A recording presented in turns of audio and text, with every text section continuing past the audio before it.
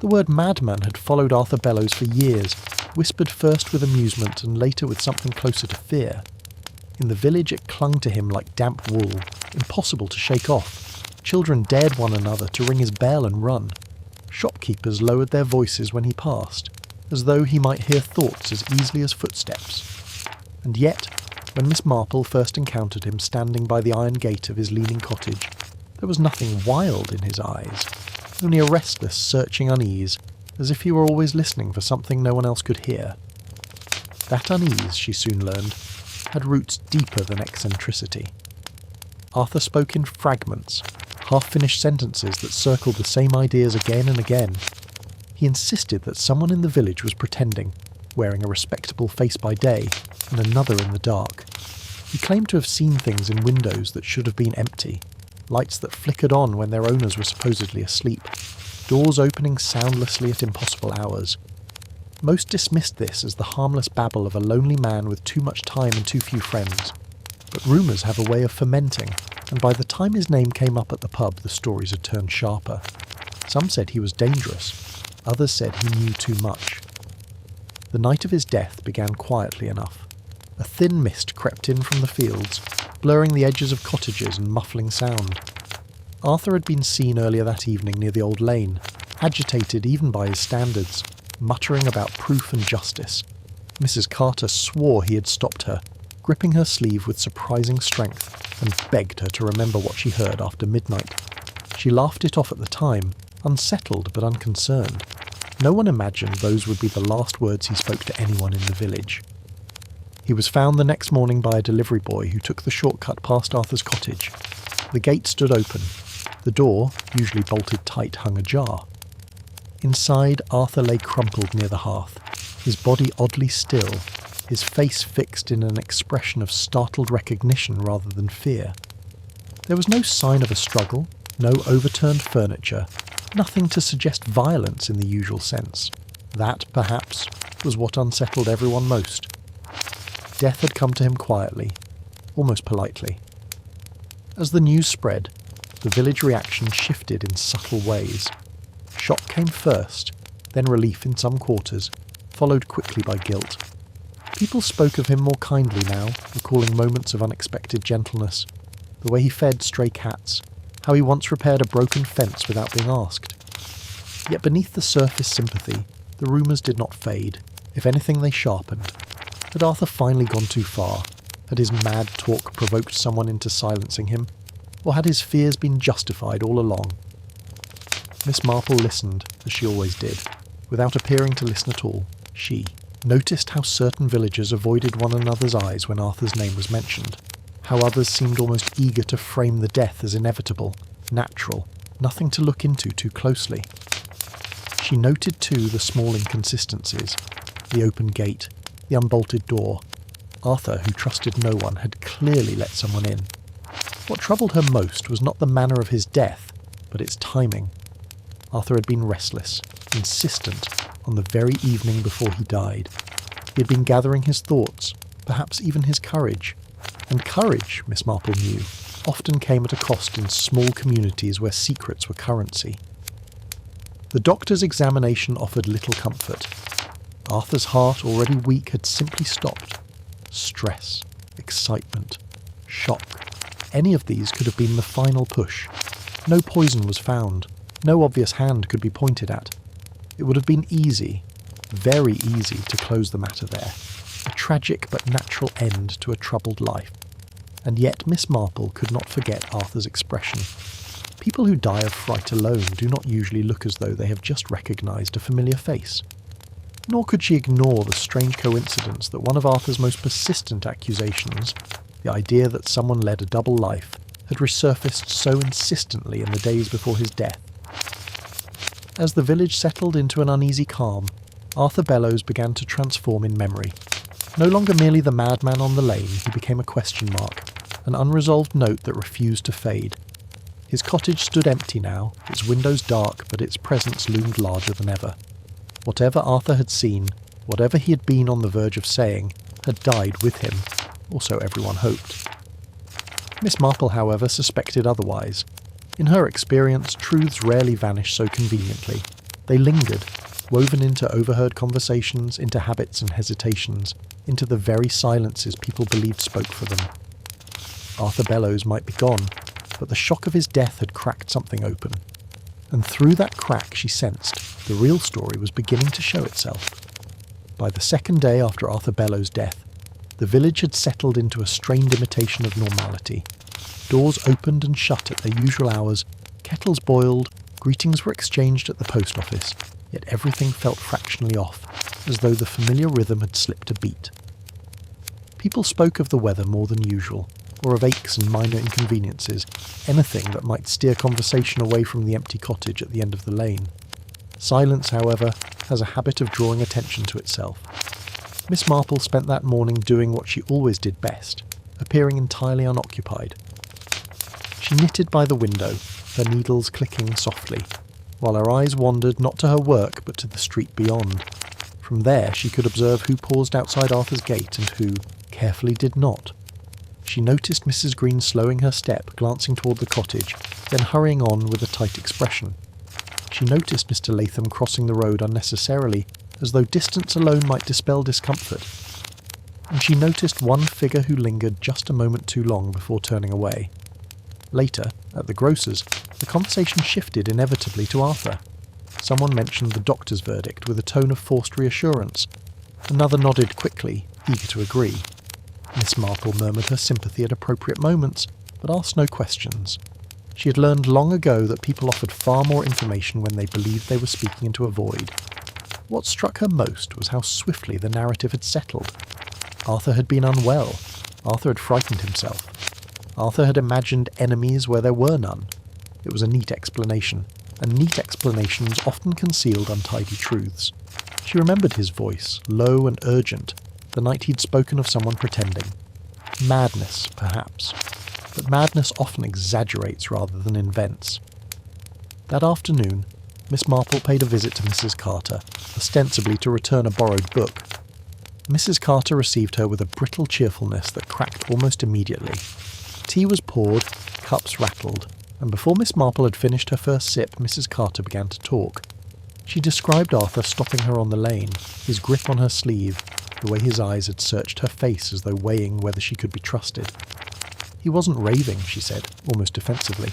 Not like people say, he was frightened, properly frightened. She paused, twisting her teacup. He said I should listen after midnight, that I'd hear something that would make sense of it all. And did you? Miss Marple asked gently. Mrs. Carter shook her head. I went to bed early. I told myself it was nonsense. Her voice dropped. Now I keep wondering if I should have stayed awake. Miss Marple did not tell her that regret was a common companion in such circumstances. Instead, she asked what Arthur had been afraid of exactly. Mrs. Carter hesitated, then admitted she hadn't understood him fully. Doors opening. Lights where there should be none. A voice that didn't match the face. It sounded ridiculous when spoken aloud, and Mrs. Carter flushed as she said it. That evening, Miss Marple took a walk past Arthur's cottage. The door was locked now, a temporary seal imposed by authority, but the gate still swung slightly on its hinge. She stood there for a moment, imagining Arthur opening it for someone he believed he knew, someone he trusted enough to unbolt his door. The image sat uneasily with the idea of a sudden solitary collapse. At home, as dusk deepened, Miss Marple did something she rarely did. She stayed awake past midnight. The village quieted gradually, lights blinking out one by one. She sat by her window, listening. At first there was nothing beyond the ordinary creaks and distant rustle of wind through hedges. Then, sometime after 12, she heard footsteps. They were not hurried, nor were they particularly cautious. Just the steady, confident tread of someone who knew exactly where they were going. Miss Marple strained to see, but the darkness swallowed the street. The sound passed, paused briefly, then moved on. She could not say where it had come from, or where it went, only that it existed, and that it matched Arthur's description far too neatly to be dismissed. The next morning brought another unsettling detail. A neighbour mentioned, almost in passing, that Arthur's curtains had been drawn the night before he died. Miss Marple recalled clearly that Arthur rarely drew them at all. He liked to see out, he had said once, liked to know what was happening. Drawing the curtain suggested anticipation, or privacy. As the pieces began to assemble themselves in her mind, Miss Marple felt the familiar tightening of certainty mixed with unease. Arthur Bellows had not died in isolation. His fear had been focused, directed. Whether his heart had failed naturally or been pushed by shock scarcely mattered. Someone had been there with him. Someone whose presence he recognised just moments too late. By the time the church bells rang for noon, Miss Marple understood one thing with absolute clarity. Arthur Bellows had not been a madman crying into the void. He had been a warning, and the village, in its eagerness to forget him, had missed the chance to listen. The inquest was scheduled with an efficiency that suggested a desire for closure rather than understanding. Word spread quickly, and with it a peculiar mix of anticipation and dread. Miss Marple noted how often the phrase, "putting it all behind us," appeared in conversation, usually spoken by those who seemed least inclined to examine what lay in front of them. Arthur Bellows, it appeared, was already being filed away as an unfortunate footnote. On the morning of the inquest, the village hall filled early. Chairs scraped, coats were folded over arms, and murmurs drifted like low fog. Miss Marple took a seat near the back, where she could observe without being observed. From there, she watched faces more than proceedings. She watched who arrived late and who came conspicuously early. She watched who avoided certain benches and who chose seats with careful deliberation. The doctor repeated his findings in measured tones. A weak heart. No sign of violence. Stress likely a contributing factor. The words fell into place neatly, like pieces of a puzzle designed to reassure rather than reveal. When asked about the open door and gate, he shrugged gently. Arthur had been known to forget such things. When asked about the expression on Arthur's face, he hesitated, then said little could be read into it. Miss Marple's lips tightened slightly. People always underestimated how much could be. Read into the small details, Mrs. Carter was called next. She spoke haltingly at first, then with growing firmness as she described her encounter with Arthur on the lane. The room shifted almost imperceptibly. Several heads turned. Someone cleared their throat too loudly. When she mentioned Arthur's fear, a ripple of discomfort passed through the audience. Fear, after all, suggested cause. "And did he name anyone?" the coroner asked. "No," Mrs. Carter said, "but he said it was someone we all knew." Her eyes flicked just for a moment toward the front row. Miss Marple noticed. The proceedings concluded without drama. The verdict, when it came, was unsurprising. Death by natural causes, with no suspicious circumstances. A collective exhale followed, as though the village had been holding its breath. People stood, gathered their things, and began the careful work of forgetting. Outside, clusters formed almost at once. Miss Marple lingered near the steps, pretending to adjust her gloves, listening as voices overlapped. "He was always odd," someone said softly. "Bound to happen sooner or later," said another. "But still," a third voice murmured, "he seemed so certain." Certainty, Miss Marple reflected, was rarely random. As the crowd thinned, she noticed Mr. Latham emerge from the hall alone. His face was composed, his posture upright, but his hands betrayed him. They moved too often, smoothing his coat, adjusting his cuffs, as though seeking reassurance through motion. When he caught Miss Marple's eye, he nodded politely and moved on with deliberate calm. That afternoon, Miss Marple paid a visit to Arthur's cottage with the permission of the local constable, who regarded the task as little more than a formality. Inside, the air was stale, carrying the faint scent of smoke and old paper. The room was exactly as it had been found, tidy in its own way, sparse but not neglected. She moved slowly, letting impressions surface naturally. On the small table by the chair lay a notebook. Most of it was filled with scattered thoughts, dates without context, half-written names. Toward the back, however, the writing changed. It grew firmer, more deliberate. One page bore a single sentence, underlined twice. "It's not who they are, it's when they are." Miss Marple read it several times. When they are, not where, not how. When suggested timing, routine, opportunity. It suggested someone whose movements changed with the hour, someone who became someone else after dark. Near the hearth, she found another detail. A second cup washed and set aside as though used recently. Arthur rarely entertained visitors, according to everyone who claimed to know him. The presence of that cup spoke of intention, not accident. Someone had stayed long enough to drink with him, long enough to be recognised. As she left the cottage, the light was already beginning to fade. The lane felt narrower than usual, shadows stretching in unfamiliar ways. Miss Marple paused by the gate and looked back. Arthur had lived on the edge of the village, close enough to see it clearly, far enough to observe without being absorbed. A position, she thought, that lent itself to seeing patterns others missed. That evening, a small but telling incident occurred. At the pub, a heated exchange flared briefly between two regulars, sparked by nothing more than a careless remark about Arthur's delusions. The argument was quickly smoothed over, laughter forced into place, but Miss Marple caught the flash of genuine anger beneath it. People were defensive. Defensive people usually had something to defend. As night fell, she returned home with her thoughts carefully ordered. Arthur's warnings, the second cup, the phrase in the notebook, and the footsteps she herself had heard after midnight. Individually, each could be dismissed. Together they formed something more troubling. Arthur Bellows had not simply been afraid.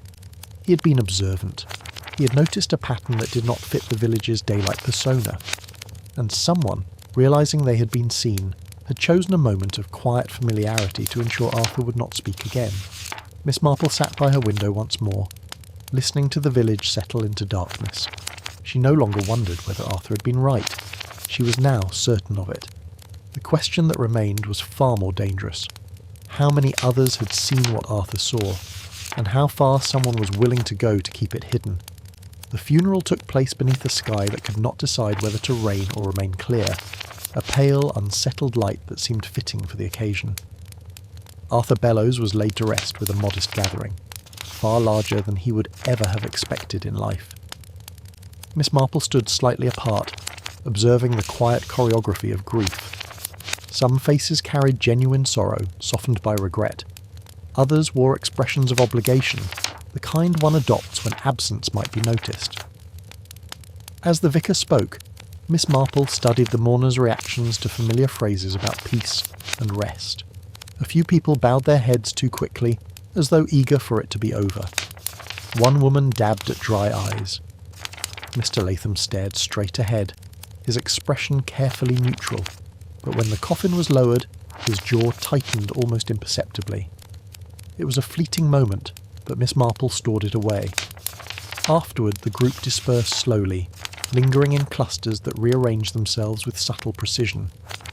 Miss Marple found herself beside Mrs. Green, who spoke in a low voice about how tragic it all was, how lonely Arthur must have been. Yet even as she spoke kindly, her gaze flicked nervously toward the path leading away from the churchyard, as though expecting someone to overhear. The afternoon passed in a blur of polite visits and shared cups of tea. By evening, Miss Marple felt the village's tension thicken rather than ease. Death had not brought closure, it had unsettled the careful balance everyone relied upon. Arthur's burial had sealed his mouth, but it had not sealed his influence. It was after supper that Miss Marple received an unexpected visitor. Mrs. Carter arrived at her door, cheeks flushed, eyes bright with anxious resolve. She barely sat before speaking. The night Arthur died, she said, she had remembered something. A detail so small she had dismissed it at the time, but which now refused to leave her thoughts. She had woken briefly after midnight. There had been a sound, not loud, but distinct. Footsteps on gravel. She had assumed it was someone heading home from the pub. What troubled her now was the direction.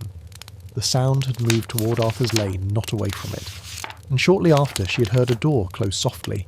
Not slam, not creak. Close. Miss Marple thanked her, her voice calm, though her mind was already racing.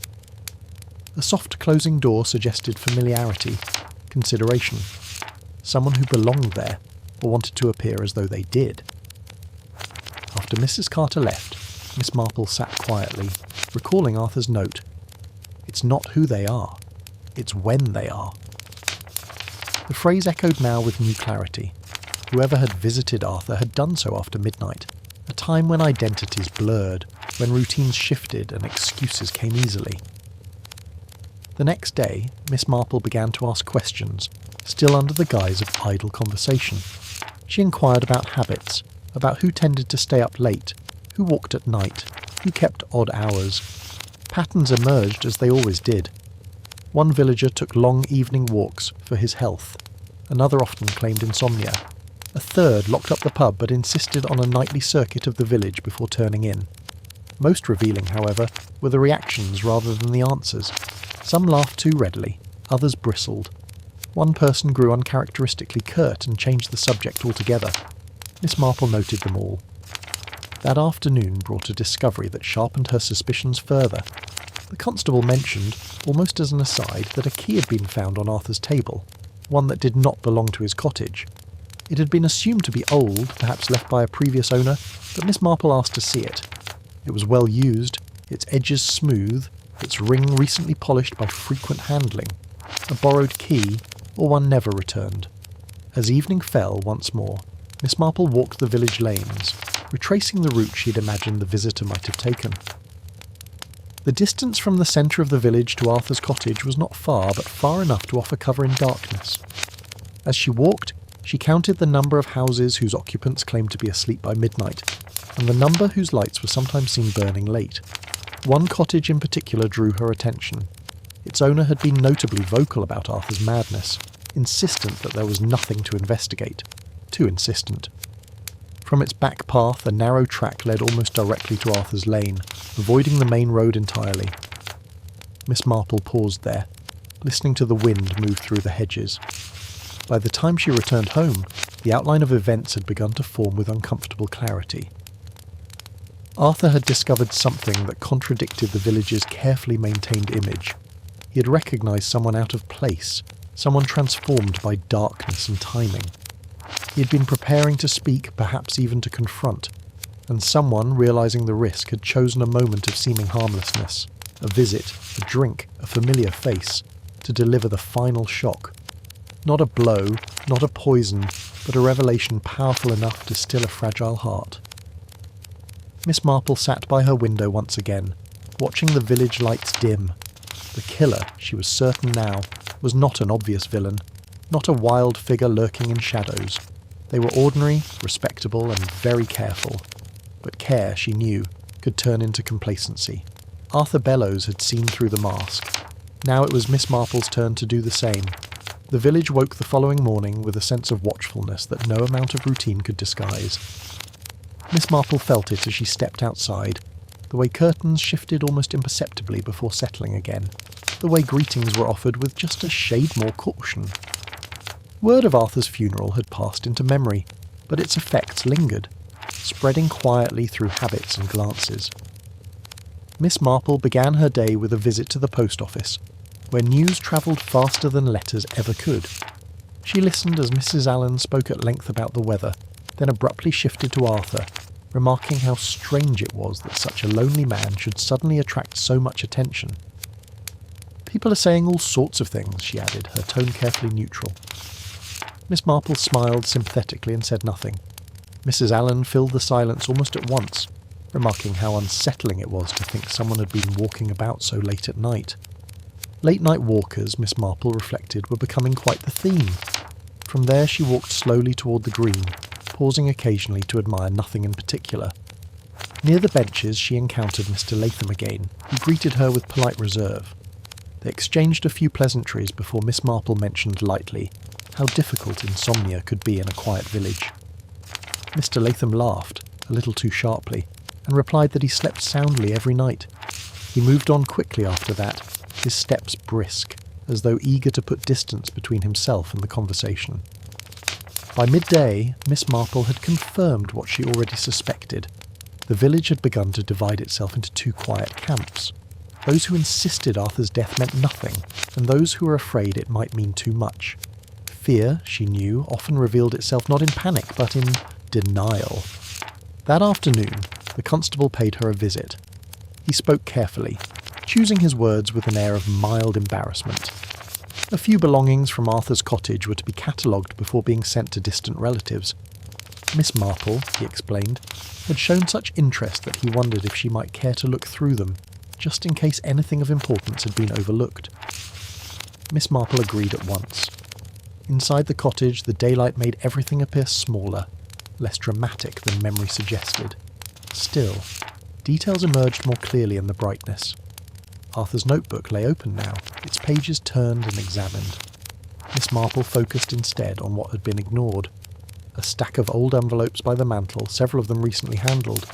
Most were empty, but one still contained a scrap of paper with a single time written on it. 12:30, no date, no explanation. "Do you know who visited him?" Miss Marple asked the constable gently. He shook his head. No one admits to it, and no one seemed surprised that someone might have. That, Miss Marple thought, was precisely the problem. As they spoke, she noticed something else. Arthur's chair had been angled slightly toward the door, not the hearth. He had been expecting someone watching for their arrival.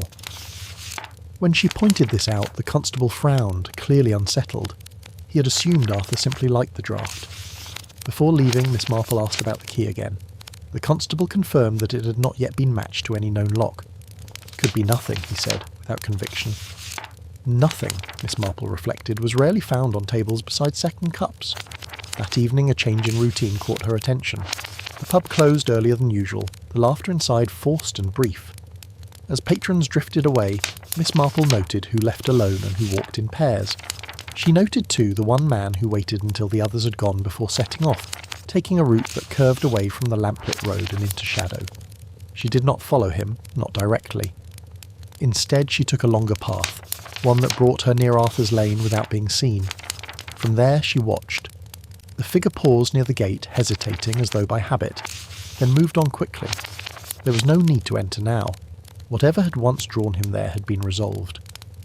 Miss Marple returned home with the certainty that the circle was tightening. Arthur's death had not been an impulsive act, nor had it been planned in the conventional sense. It had been opportunistic, a confrontation timed carefully, delivered by someone Arthur trusted enough to admit. The shock of recognition, of understanding at last who hid behind the nightly movements, had done the rest. Later that night, Miss Marple reviewed everything she had learned. Arthur's warnings, the notebook, the footsteps, the borrowed key, the man who lingered near the gate. Patterns were emerging, not just of movement, but of motivation. Someone had been living two lives, one visible, one concealed. Arthur had seen the scene where they met. As she prepared for bed, Miss Marple felt no triumph, only a sober resolve. Knowledge brought responsibility with it, and the closer she came to the truth, the more dangerous the village's polite silence became. Arthur Bellows had died because he recognised someone at the wrong moment. Miss Marple intended to ensure that recognition did not go unspoken a second time. By the 6th day after Arthur Bellows' death, the village's careful composure had begun to fray. It showed in small ways, an argument cut short, a door closed too firmly, a glance held a second too long. Miss Marple sensed it everywhere. The truth, once disturbed, had a way of pressing outward, testing the strength of whatever tried to contain it. She spent the morning calling on Mrs. Green, whose nerves had grown increasingly visible. Tea was offered and barely touched. Conversation wandered, circled, then stalled. At last, with a sigh that seemed to carry days of restraint, Mrs. Green spoke of Arthur again. "He frightened me," she admitted quietly. "Not because he was mad, because sometimes he was right." She confessed that she had once seen a light burning in a house she knew to be empty at that hour, and later, the same house occupied as usual the next morning, its owner cheerful and unremarkable. She had told herself she was mistaken. Everyone did. That was how one survived in a village where certainty could be inconvenient. Miss Marple asked gently whether Mrs. Green had ever mentioned this to Arthur. Mrs. Green nodded, her eyes downcast. He said it fit, that it always did. She looked up then, fear flickering across her face. "I thought he meant something wicked. I didn't think he meant something ordinary." Ordinary. The word lingered. In the afternoon, Miss Marple encountered Mr. Latham once more, this time near the green. He appeared almost eager to speak, as though the effort of silence had become exhausting. He remarked on how difficult it was to live under suspicion, how rumours could poison a place faster than any crime. Miss Marple agreed pleasantly. She added, almost absent-mindedly, that it was fortunate Arthur had written things down, as habits had a way of repeating themselves. Mr. Latham stiffened. "Did he?" he asked too quickly. Miss Marple smiled apologetically and said she might have been mistaken. but the moment had already passed, and it had left its mark. Mr. Latham excused himself soon after, his earlier eagerness replaced by a brittle formality. As dusk approached, Miss Marple decided it was time to test her understanding. She positioned herself by her window once again, just as she had on the night Arthur died. Midnight came and went. The village lay still. Then, precisely at 12:30, footsteps sounded on the gravel. They followed the same pattern as before, unhurried, familiar. Miss Marple watched as a figure emerged briefly into the edge of lamplight, then slipped back into shadow. The person paused, hesitated, and then turned away from Arthur's lane, as though remembering there was no longer a reason to go there. That hesitation told Miss Marple everything. The next morning she paid a quiet visit to the constable. She did not accuse. She simply described what Arthur had seen, what he had feared, and how patterns revealed themselves over time. She spoke of borrowed keys, of nightly walks, of doors closed softly and lights extinguished before dawn. She spoke too of shock, not as an act of violence, but as a weapon in its own right. The constable listened more intently than he had before. When she finished, he sat in silence for a long moment, then nodded. "I've been thinking along similar lines," he admitted.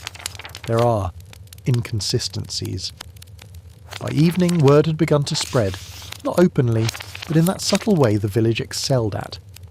Conversation stopped when certain people approached. Eyes followed movements more closely.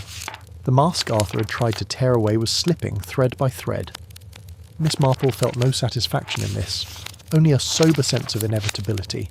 Arthur Bellows had died because he recognised someone at the wrong moment, when recognition itself became dangerous.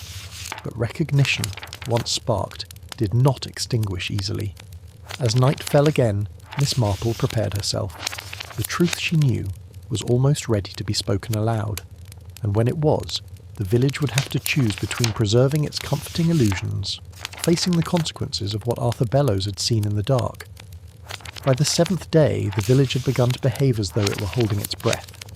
Miss Marple felt it most keenly in the pauses, those slight hesitations before people spoke, the way sentences trailed off unfinished. Suspicion had not yet found its voice, but it had found its footing. That morning brought an invitation of sorts. Mr. Latham appeared at Miss Marple's gate just after 10, his manner outwardly cordial, his smile carefully arranged. He spoke of the weather, of the difficulty of living in such uncertain times, and finally suggested tea. The offer was framed as neighbourly concern, but Miss Marple sensed the true purpose beneath it. People did not seek reassurance unless they were afraid of what might be discovered. She accepted. Mr. Latham's cottage was immaculate, every surface polished, every object placed with intention.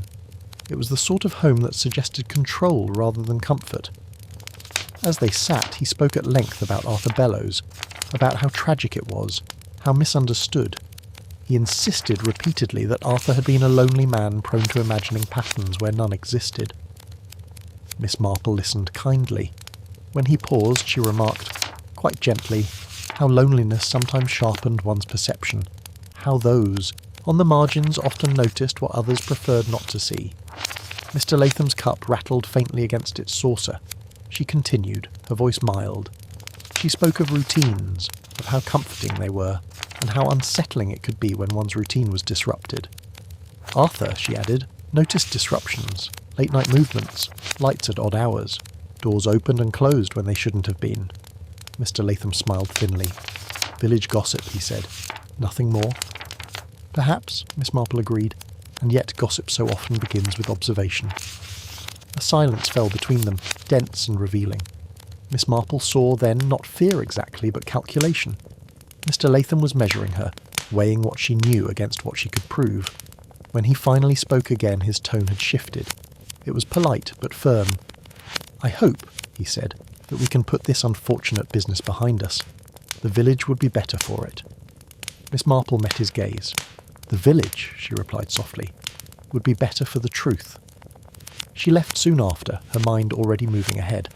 That afternoon, the constable visited several houses under the pretence of routine inquiries. Miss Marple watched from a distance as doors opened and closed, as expressions changed subtly when questions were asked about movements and keys. One door, in particular, remained closed longer than necessary. By evening, the tension had sharpened into something unmistakable. Miss Marple received word, quietly passed along, that the borrowed key had finally been matched. It fit the back door of Mr. Latham's cottage. The constable had not yet acted. Proof required more than coincidence, more than implication. But the pattern was now unmistakable. Mr. Latham's late-night walks, his convenient route, Arthur's recognition, the shock of seeing a respectable neighbour revealed in a different role, one conducted under cover of darkness. That night Miss Marple stayed awake once more. The footsteps came again at 12:30, but this time they faltered. The figure emerged, paused, and looked directly toward her window, then turned back abruptly, retreating into shadow. Miss Marple felt a chill, not of fear, but of certainty. The watcher had realised he was being watched. By morning, the village would no longer be able to pretend. Arthur Bellow's death, long dismissed as inevitable, was about to be understood for what it truly was. The silencing of a man who had recognised a truth too dangerous to ignore. And the one who had relied so carefully on routine had made the oldest mistake of all, believing that habit could protect him forever. The following morning dawned grey and close, the air heavy with the promise of rain. Miss Marple sensed that the village too had reached a kind of saturation point. There were only so many unspoken thoughts it could carry before something gave way. The constable called shortly after, breakfast. His manner was different now, more deliberate, less apologetic. He explained that further inquiries would be made that day, and that certain people might find themselves asked to account for their movements more carefully than before. Miss Marple listened without comment, though she noted the relief beneath his professionalism. Authority, she knew, preferred clarity as much as anyone else. By mid-morning, word had spread. Doors remained shut longer than usual. Conversations were conducted in murmurs. When Mr. Latham emerged from his cottage, he did so with visible composure, greeting neighbours as though nothing were amiss. But Miss Marple noticed the tightness around his eyes, the way his gaze flicked instinctively toward the lane leading to Arthur's cottage. That afternoon the constable requested to speak with Mr. Latham formally. The visit was quiet, without spectacle, but its effect was immediate. Mrs. Green, watching from behind her curtains, later told Miss Marple that Mr. Latham's face had lost its colour entirely. He had invited the constable inside, closing the door with careful restraint. The interview lasted longer than expected.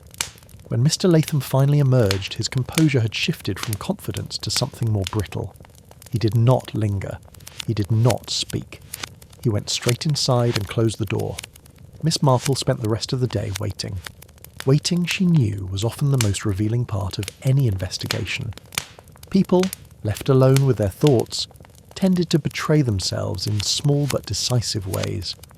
As evening approached, a sudden movement caught her attention. Mr. Latham left his cottage carrying a small parcel wrapped in brown paper. He glanced around, then set off toward the lane. Not Arthur's lane, but the narrow track that skirted the fields beyond. Miss Marple watched him go, then quietly followed at a distance. The track led to a stand of trees where the ground dipped and softened. There, Mr. Latham stopped and began to dig hurriedly, his movements sharp with urgency. Miss Marple did not approach. She did not need to. She knew what such behaviour meant. Evidence, once overlooked, was suddenly a liability. She returned home and informed the constable. By nightfall, the parcel had been retrieved. Inside were items Arthur had described in his ramblings, notes, copied schedules, even a photograph taken from a distance, grainy but unmistakable. It showed Mr. Latham at the back door of an empty house, key in hand, at an hour when he claimed to be asleep. The pieces fell into place with grim finality.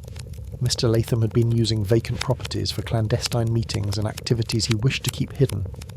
Arthur, with his sleepless habits and watchful eye, had noticed the pattern.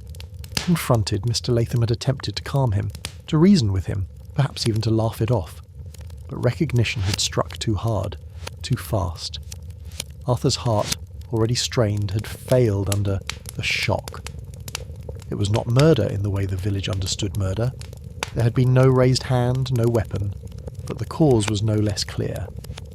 That night the constable returned to Mr. Latham's cottage, this time not alone. The door opened, words were exchanged, and then quietly, decisively, Mr. Latham was taken away. Miss Marple stood at her window as the lights moved down the lane, then vanished. The village exhaled at last, the sound almost audible in the stillness that followed. Arthur Bellows had been right. He had seen the truth hidden beneath routine and respectability, and though he had not lived to see it acknowledged, his vigilance had not been in vain. The village, however, would not forget easily, nor would it soon forget the lesson Arthur's death had delivered, that sometimes the most dangerous revelations are not those shouted aloud, but those recognised in silence. The village woke the next morning to a quiet unlike any it had known before.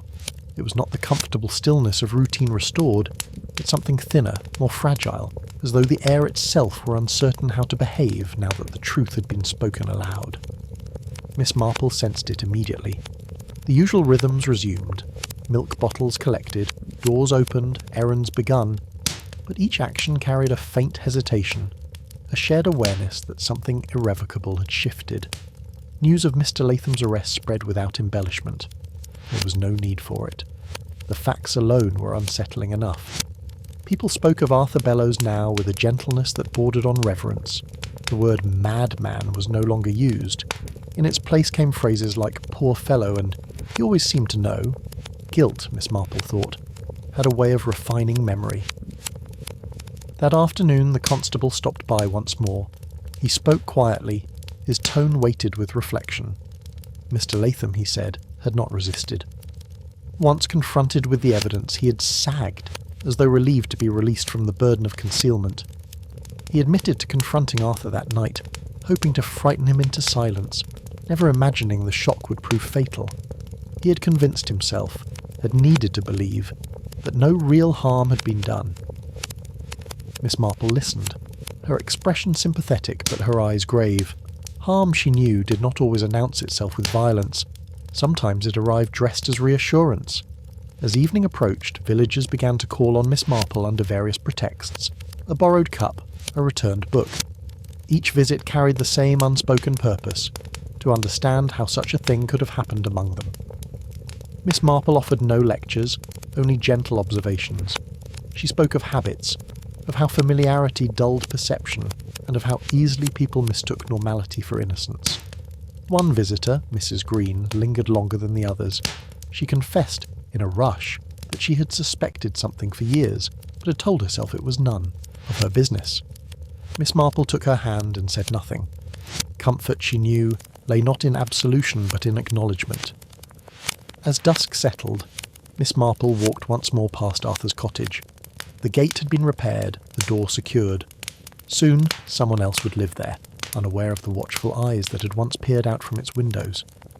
She paused for a moment, imagining Arthur seated in his chair, alert even in solitude, seeing patterns others dismissed as nonsense. He had not been wrong. He had simply been alone. That night Miss Marple sat by her window for the last time, listening as the village folded itself into sleep. There were no footsteps at 12:30 now. No soft closing of doors. Routine, stripped of deception, had resumed its quieter form. Yet Miss Marple felt no triumph, only a sober gratitude that the truth, once glimpsed, had not been allowed to vanish back into silence. Arthur Bellows had paid dearly for his awareness, but his death had done what his warnings could not. It had forced the village to look at itself honestly. Tomorrow would bring the final reckoning, the formal conclusions, the official words that would close the case. But for Miss Marple, the matter was already settled. Justice, she believed, was not always loud or dramatic. Sometimes it arrived quietly, in the restoration of balance, in the knowledge that a mask had been removed and could not be worn again. As she turned away from the window, Miss Marple allowed herself a small, thoughtful sigh. One chapter remained to be written, not of accusation or discovery, but of understanding. An understanding she knew was the rarest resolution of all. The formal conclusion arrived quietly, without ceremony, much like everything else in the village. There was no dramatic gathering, no raised voices or theatrical confession. Instead, the truth settled into place through official statements and private acknowledgements, each one reinforcing what Miss Marple had already understood, long before the constable put pen to paper. Mr. Latham's account, when it came, was delivered with weary precision. He spoke of control, of how carefully ordered routines had allowed him to move unseen, unremarkable, trusted. He had chosen his hours deliberately, those moments when the village slept and curiosity dulled. Vacant houses, borrowed keys, familiar paths, nothing improper on its own, nothing that would have drawn attention in daylight. It was timing that had made him invisible. Arthur Bellows, however, had lived outside the village's shared rhythm. He slept poorly, walked often, watched constantly. Where others accepted patterns, Arthur questioned them. He noticed lights that did not belong, doors that closed too softly, footsteps that repeated themselves too precisely to be chance. And when he recognised Mr. Latham, recognised not the respectable neighbour, but the man who emerged after midnight, the shock had been immediate and devastating. Mr. Latham had insisted he meant only to frighten Arthur into silence. A stern word, a reminder of how easily people misunderstood things.